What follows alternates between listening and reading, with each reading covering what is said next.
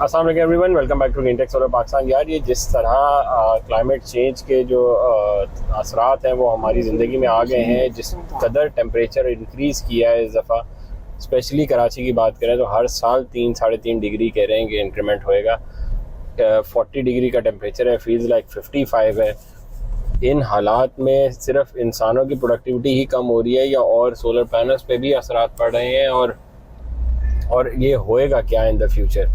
आप अगर कस्टमर्स के रिव्यूज़ भी देखें कि जिनके पास सोलर पैनल लगे थे, स्पेशली अगर कराची की बात करें तो यहाँ पे जिस तरह की गर्मी पड़ी है, अगर चार्ट्स को एनालाइज करें तो उसमें देखें कि यार आपकी प्रोडक्शन ही कम हुई है। जो एक मिसकंसेप्शन है कि यार जितनी ज़्यादा समर्स होंगी उतनी ज़्यादा हमारी प्रोडक्शन होगी, पर अगर आप चार्ट्स देखें तो मार्च में जितनी प्रोडक्शन हुई थी उतनी जून में नहीं मिली लोगों को, और अभी जुलाई में भी उतनी नहीं मिल रही। तो ये क्या वजूहत हैं और आने वाले दिनों में क्या देख रहे हैं आप? बिल्कुल, गर्मी बढ़ती जा रही है और गर्मी की बढ़ने की वजह से जो लॉसेस होते हैं सोलर पैनल्स के अंदर वो बढ़ जाते हैं, और उसकी वजह से सोलर पैनल्स की जो प्रोडक्टिविटी है वो कम हो जाती है। जैसे लोगों की प्रोडक्टिविटी कम होती है वैसे ही सोलर पैनल्स की प्रोडक्टिविटी भी कम हो जाती है। लोगों की प्रोडक्टिविटी इसलिए कम होती है कि लोग ओवरहीट कर जाते हैं, बट सोलर पैनल्स के अंदर लाइन लॉसेस बढ़ जाते हैं। ओवरहीट जाते हैं, लॉसेस बढ़ जाते हैं। जैसे जैसे टेम्परेचर बढ़ता है लॉसेस बढ़ते जाते हैं, और अब ये जो 40+ डिग्री का जो मामला है उसमें like 55 यार, चलिए फील्स लाइक वाला सोलर पैनल पे इफेक्ट नहीं करता उतना, बट एक्चुअली टेम्परेचर जो एब्सोल्यूट टेम्परेचर है वही बहुत ऊपर चला गया।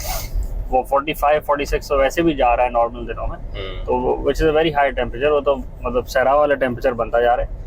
तो ऐसे में एफिशिएंसी जो है वो रफली आप 30% उड़ा लें। 100% सोलर पैनल में से 30% एफिशिएंसी गायब हो जाती है। अच्छा, यही हो रहा है अब बिला वजह। आप कैलकुलेट भी करें तो 70% पे चल रहे हैं इस टाइम। बिल्कुल, जबकि खुल के सनलाइट है, आप देखें सनलाइट कितनी अच्छी है, और ये देखें अभी धूप बहुत तेज नहीं है, क्लियर सन है, अच्छी सनलाइट है, 38 डिग्री चल रहा है। तो 38 डिग्री तो बहुत टेम्परेचर होता है, और ऐसे में सोलर पैनल जो है वो भी बहुत ऊपर ज़्यादा प्रोडक्शन नहीं कर पा रहा। अब ऐसे में कस्टमर क्या कर सकते हैं ज़्यादा प्रोडक्शन करने के लिए? नंबर 1 ये कि सोलर पैनल को ज़्यादा साफ रखे, क्योंकि वो टेम्परेचर तो नहीं गिरा सकता। पैसिव कूलिंग तो बहुत दूर की बात है। यहाँ सोलर पैनल्स की आप क्लीनलीनेस ही कर लें तो वही सबसे बड़ा आपके लिए मार्का होगा।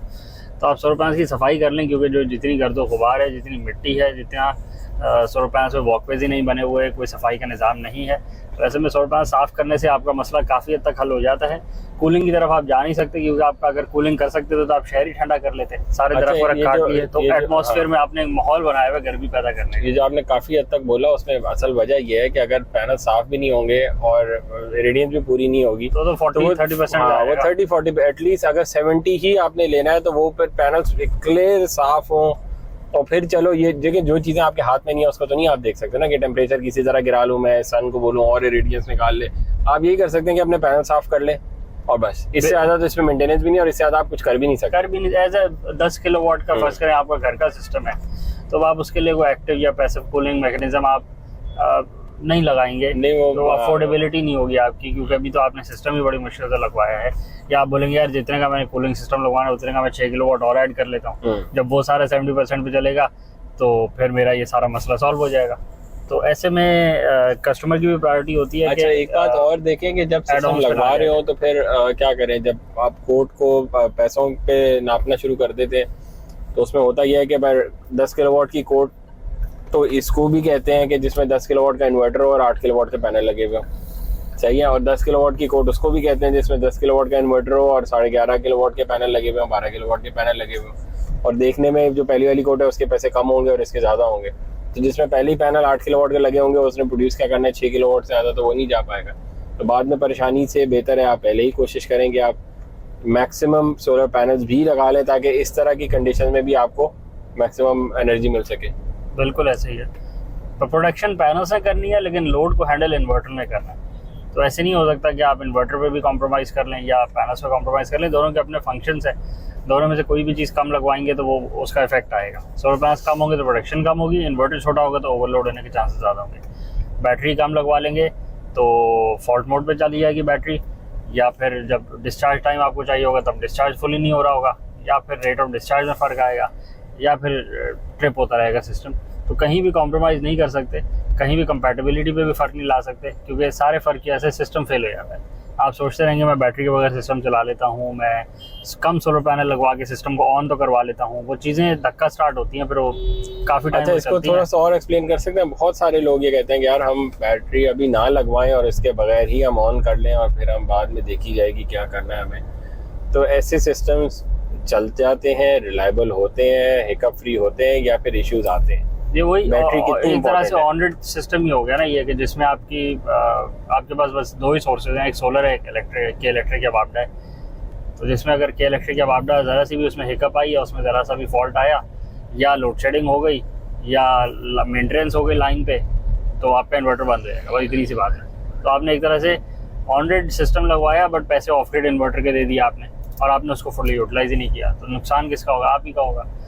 तो ना बैटरी लगवाने बेवकूफ़ी होती है, क्योंकि आप बैटरी ना यूज़ करें ना, आप बस लगवा लें, जब बफर लगवा लें, आप उसको बिल्कुल पल्स पे रख लें, बिल्कुल लोड शेडिंग के वक्त उसको यूज़ कर लें। तो आप देखें, आप लाइफ साइकिल जब यूज़ ही नहीं करेंगे उसकी लाइफ कितनी ज़्यादा हो जाएगी। तो once in a blue moon जब यूज़ हो रही होगी, तो फिर उसमें क्या स्ट्रेस आएगा और क्या रिप्लेसमेंट उसकी करनी पड़ेगी। अच्छा, और अगर क्योंकि सिस्टम फ्री सिस्टम अगर हिकअप फ्री चाहिए तो यही सिस्टम होता है। बाकी ऑफ कोर्स आप तो ये भी कर सकते हैं ना कि डीसी चार्ज कंट्रोलर लगा के आप एसी चलाना शुरू कर दें। आप बिल्कुल सिस्टम डिज़ाइन का बेड़ा गर्क कर दें।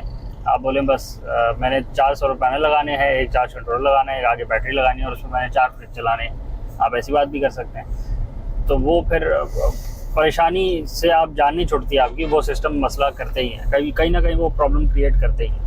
या वो उस हिसाब से कूलिंग नहीं करेगा, या वो खुद खराब हो जाएगा विद टाइम, उसका कंप्रेसर जो है। बिल्कुल, इसी तरह के मसले आएंगे। देखिए, इन्वर्टर भी तो डैमेज हो जाएगा ना आपका, अगर आपकी इलेक्ट्रिक आपकी गायब हो जाएगी या वापडा गायब हो गई है, बार बार बंद हो रहा है। हाँ, बैटरी है नहीं आपके पास, आप कह रहे हैं जी सोलर पे चलना चाहिए, तो वो कहाँ से चलेगा सिंगल सोर्स पे? वो भी वो सोर्स के जो उसके उसमें ही नहीं है, कंट्रोल में ही नहीं है। सोलर की प्रोडक्शन जो होती है वो लिमिटेड प्रोडक्शन होती है, कि इलेक्ट्रिक या वापडा ग्रिड की जो पावर होती है वो तो हर वक्त बैकअप पे मौजूद होती है और वो सफिशिएंट पावर होती है। बैटरी की भी पावर एक लिमिटेड कैपेसिटी के अंदर मौजूद होती है हर वक्त। ये जो आप बोलते हैं सिर्फ सोलर पे चीज़ें चल जाएं, वो फिर सिर्फ सोलर पे चीज़ें कहाँ से चलेंगी? क्योंकि उसमें अगर सफिशिएंट पावर नहीं होगी किसी भी इंसिडेंट के लिए, तो बैकअप कहाँ से आएगा?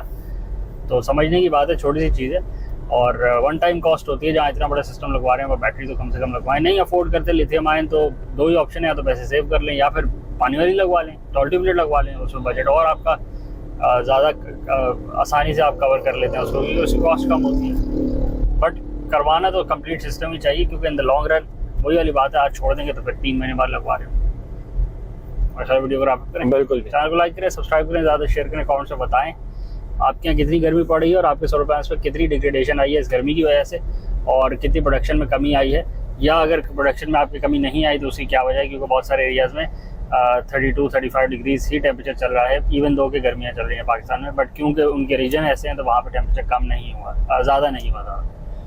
कमेंट्स में मेंशन करें। Thank you.